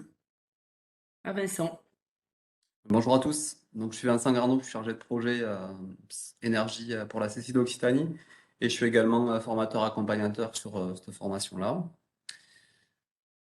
Donc la formation ProRéfi, juste pour vous rappeler, en fait, c'est voilà, elle vient d'un financement C2E, donc les financements certificats d'économie d'énergie, qui vous ont été présentés juste avant. Donc dans le cadre en fait de deux obligés, qui sont Total et EDF, et cette formation est pilotée par l'ADEME et la T2E. Donc pour ceux qui ont connu la formation DREFI, en fait c'est l'évolution de la formation DREFI qui a été mise en place en 2015, donc avec un parcours qui a évolué pour justement mieux répondre aux attentes des personnes qui seront formées. Donc aujourd'hui en fait en France, il y a un peu plus de 600 entreprises qui ont suivi cette formation et ça représente plus de 1000 stagiaires donc, qui sont formés référents énergie.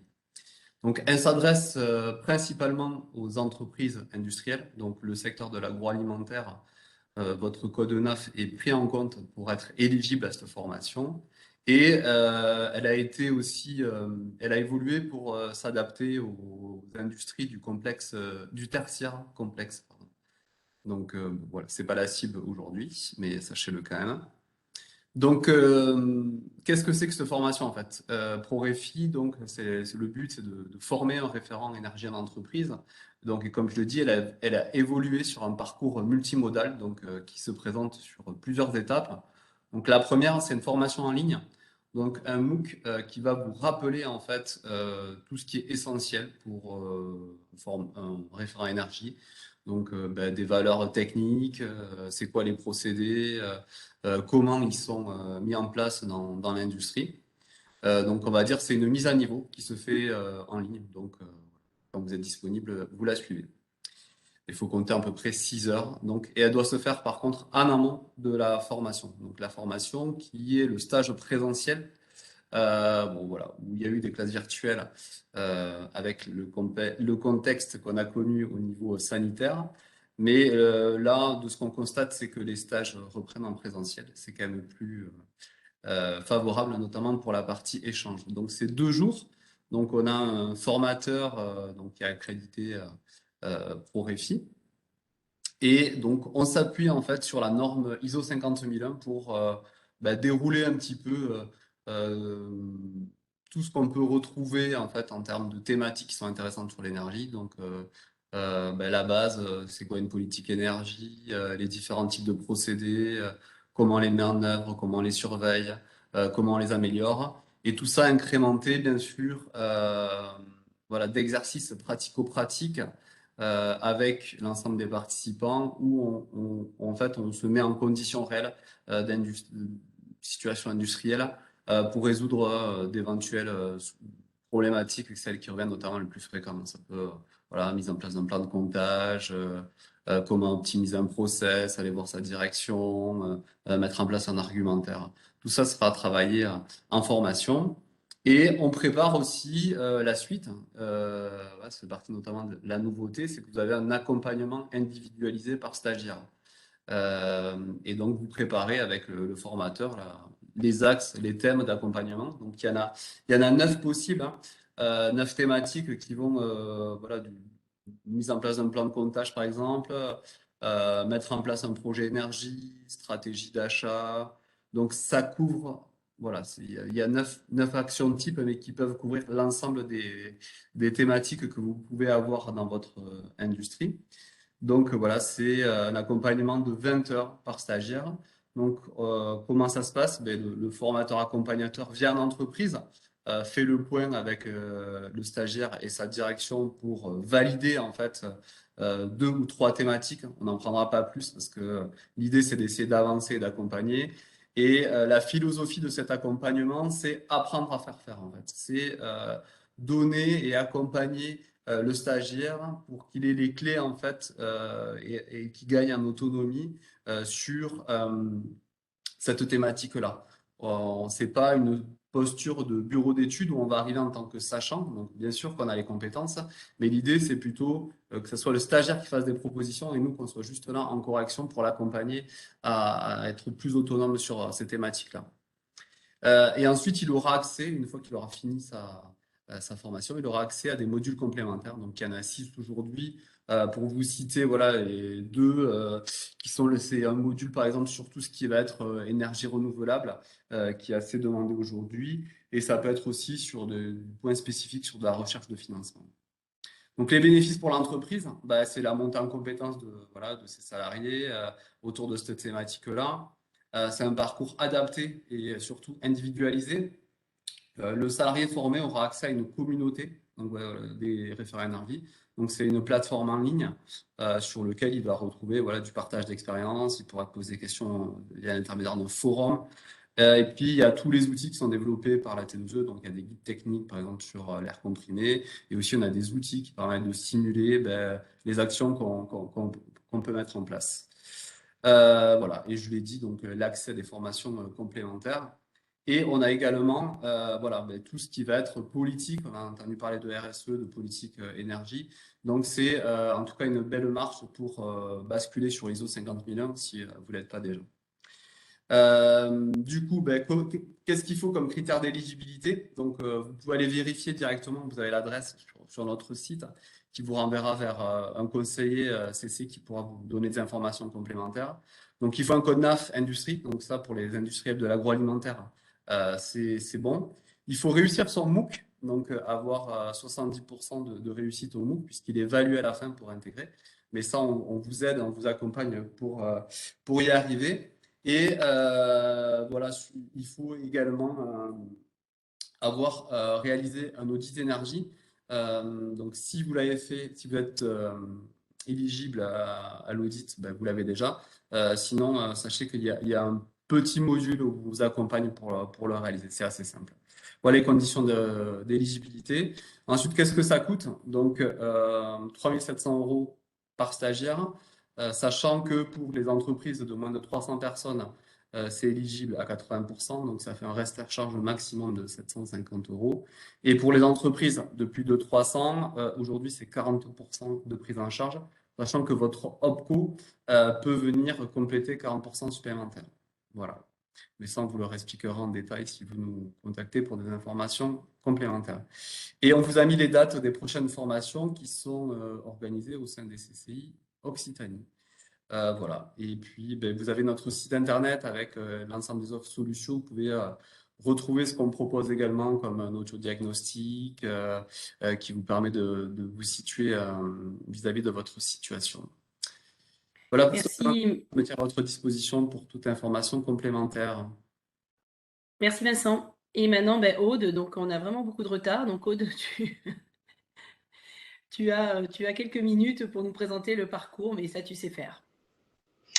Bonjour à toutes et à tous. Je vais essayer d'être efficace. Du coup, je veux bien que tu passes les slides. Merci beaucoup. Donc, l'industrie du futur, là, on va reprendre un petit peu de hauteur par rapport à tout ce qu'on a vu, enfin quelque chose d'un peu plus large.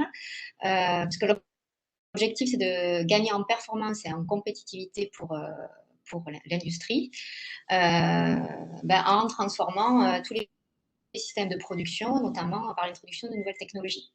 Je te laisse passer, merci.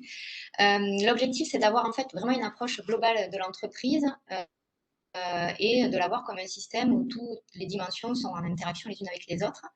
Donc là, vous avez en fait la liste des différents points qui sont pris en compte dans l'industrie du futur. Donc, il y a notamment la partie réduction de l'empreinte environnementale et énergétique, donc ce qu'on a pu voir aujourd'hui en détail, mais plus largement, toute la partie stratégie, vraiment la partie outils industriels, avec les outils de production, l'intégration du numérique dans l'entreprise, tout ce qui est performance organisationnelle, les relations avec les tiers de l'entreprise, et bien sûr toute la richesse humaine et l'accompagnement et la valorisation des salariés.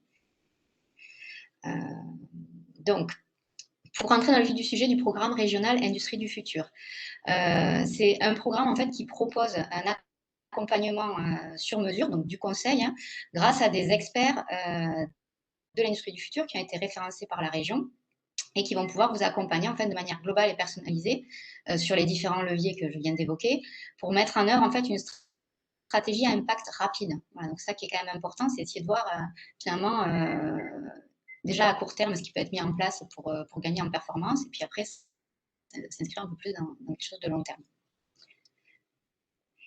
Donc concrètement, ce programme régional Industrie du futur, donc c'est un programme cofinancé État-région, dans lequel il y a 2 phases distinctes d'accompagnement par ces cabinets.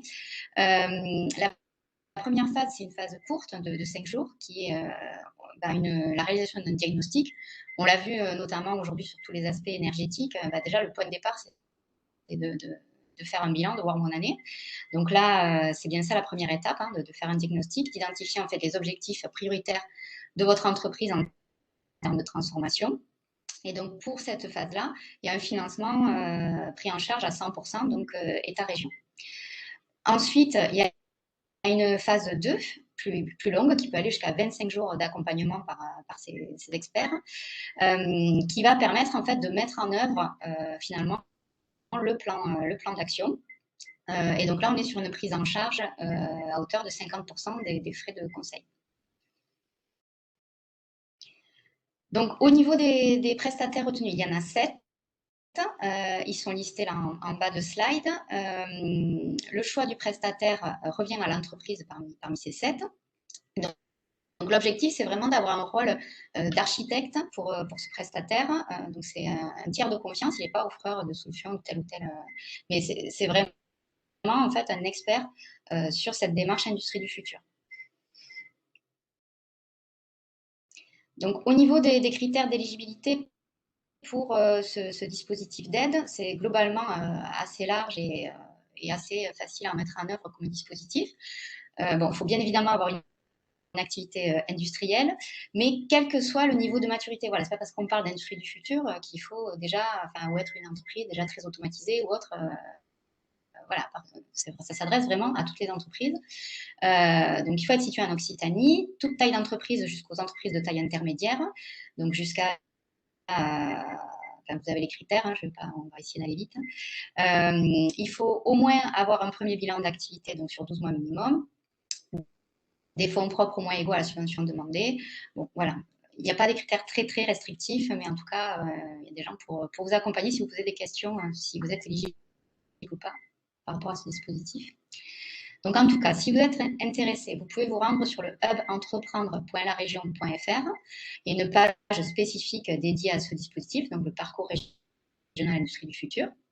Vous pouvez, si vous ne l'avez pas déjà fait, créer votre compte entreprise gratuitement sur le hub, rechercher cette aide. À partir de là, vous avez accès à tout le détail des critères d'éligibilité et surtout à la fiche de présentation en fait, des prestataires référencés avec toutes les coordonnées.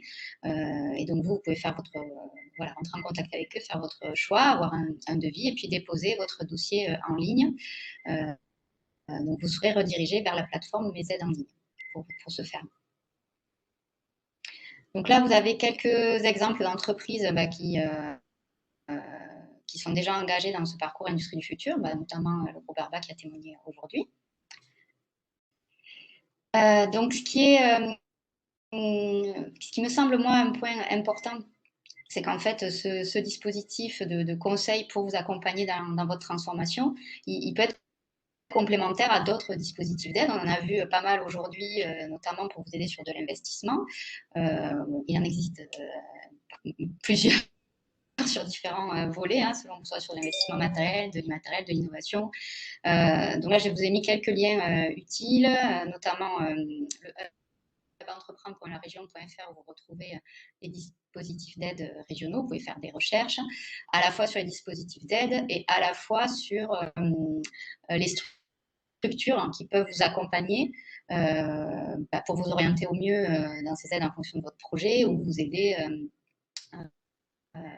à déposer vos dossiers. Je vous ai également mis le mail générique de l'agence ADOC et un lien vers les aides aussi d'État, notamment les aides qui avaient été mises en place dans le cadre de France Relance ou un appel à projet La France 2030. Voilà, je passe la slide. Donc j'en ai fini pour cette présentation très rapide du parcours Industrie du futur, mais voilà, s'il y a quelque chose à retenir, c'est juste que c'est un dispositif qui peut vous aider et vous permettre d'être accompagné par des experts pour faire déjà un bilan un peu de votre activité, des leviers potentiels qui s'offrent à vous en termes d'amélioration de votre performance et dans la phase 2, vous accompagner pour la mise en œuvre. Donc au niveau des webinaires que nous avons mis en place dans le cadre de cette action, donc Nouvelles technologies, industrie du futur. Il y a 4 précédents webinaires thématiques qui ont été faits. Là, vous avez les liens des replays que vous pouvez retrouver également donc sur le site du contrat agroalimentaire ou sur la chaîne YouTube de la CCI où il y a aussi d'autres témoignages concernant ce parcours industrie du futur. Je vais vite, hein, Anne l'avait évoqué en début de webinaire.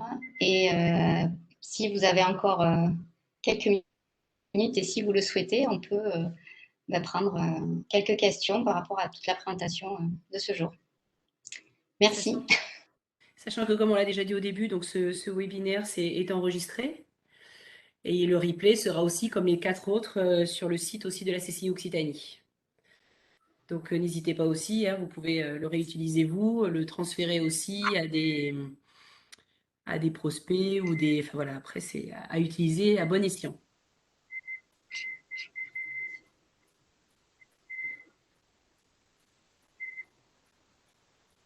Bon.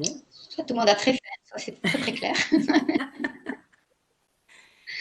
Pas de questions. Après, c'est vrai qu'on a dans notre planning, on n'a pas encore prévu pour la suite d'autres webinaires. Donc, de toute façon, on vous tiendra au courant s'il y a d'autres sujets, parce que je pense qu'il y a quand même beaucoup de sujets à voir encore avec l'industrie du futur. Donc, on reviendra vers vous avec un programme. Et n'hésitez pas, s'il y a des sujets particuliers qui vous intéressent, à nous remonter aussi au centre d'intérêt. Et on pourra essayer d'adapter justement nos animations en fonction. Bon, mais merci à tous, bon appétit. Et puis, à très vite pour de beaux projets sur la performance énergétique. Merci. Merci en tous les cas pour l'organisation. Merci. Au revoir. Merci, au revoir.